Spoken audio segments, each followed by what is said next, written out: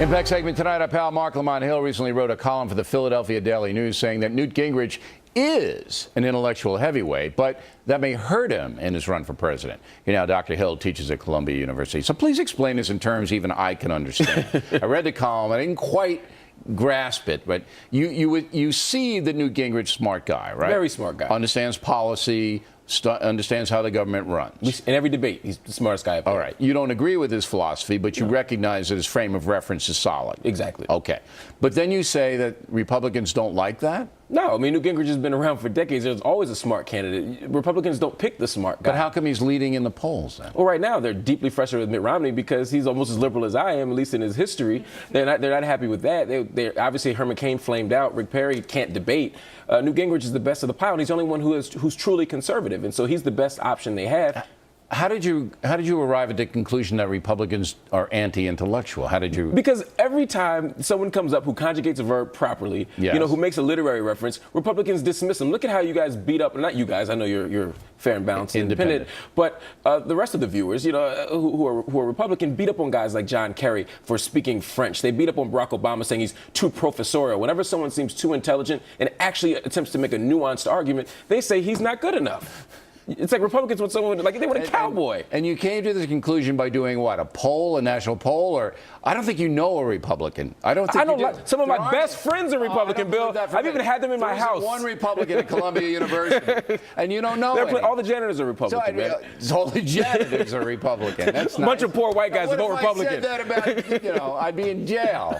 All right. So but how did you arrive at this conclusion? Because people don't like John Kerry? No, I mean, I didn't like John Kerry. That's not enough of an argument. My point is that, first of all, if you look at Republican nominees are the ones who people like. They like people who are down to earth. The guy you can grab a beer with. I mean, these are but that's the Democratic Party too, is it not? But we tend to nominate smart people. Barack Obama was a law professor. We have people like John Kerry who was very smart. Yeah. Even Bill Clinton was smart. The way Bill Clinton was able to endear himself to the right, though, was by playing the whole Bubba role, acting like he was an everyday guy. Bush was a Harvard Business School grad and a Yale undergrad. Okay. Yeah, you're laughing, but they're better than Columbia. That was white people's affirmative action. He was a legacy. He was a legacy. He did okay there, though. No, come on. Maybe he got in by the strings, but he didn't his grades were two standard deviations below the norm. That means that he was two spots lower on average than the average. Not in grad school. But that's a pretty big deal. Yeah, he was doing cheerleading and he was diverting from his studies.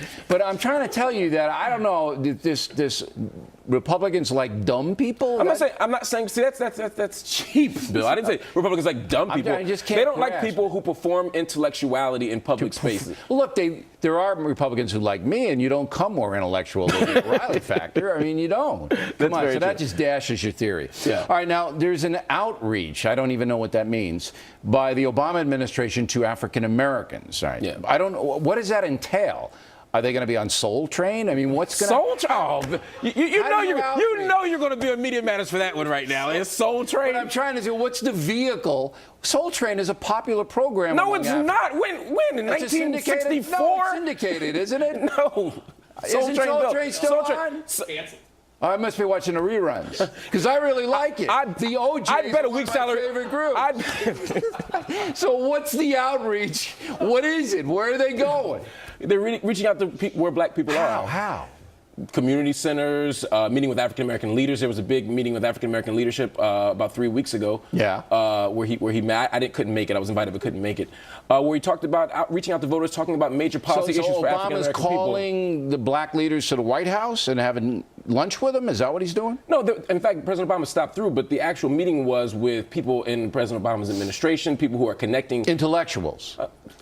Everyday people who are doing policy work. So Obama's guys and gals are now inviting selected African-American leaders to come to Washington. That's one piece of it. That's one piece of it. But it's also going into communities and actually talking to everyday people to find out what their key issues are, and also to make sure that people are registered to vote, that people are willing to come out to vote, and that people understand the issues that are at stake. Yeah, but that won't matter this year, though, because the Republicans are blocking the votes by asking for IDs at the polling place. Yeah, I mean, it's terribly I know it's tongue in cheek to you, but voter suppression. Republicans tend to win. Voter suppression. But Republicans tend. You have to have an ID to buy some wine. But you know, Republicans beverage suppression. Come on, you have to have an ID to buy beer, and you don't want an ID to vote. I don't think it's voter suppression. I don't think it's necessary, and it's not just voter suppression. It's spreading misinformation about whether or not felons can vote. It's intimidating. Felons can't vote in many states. In very few states, that's actually very untrue. In most states, felons can vote, and in states where they can't vote, it's usually for a very short window. But that type of misinformation is what keeps poor people out. It's what keeps black and brown people out. And Republicans tend to win by the margin. Are you saying that most felons are black and brown? Is that what you're saying? No, I'm saying the communities that get. It's outrageous. Media matters. Hello, did you just hear that? Well, most people who are incarcerated are black and brown. That's a fact. But the people who get targeted tend to be poor black and brown people, Bill. Summing up the serious point that the Obama administration is making an attempt to contact local black leaders to get them in to get the vote out. Yeah, okay. Among other groups. All right. See, I'm intellectual. I grasp that. Are you sure Soul Train's not on anymore? You're the only one watching it. I love that. Harold Melvin and the Blue Notes. I'm surprised you even can name 3 black artists. I'm impressed.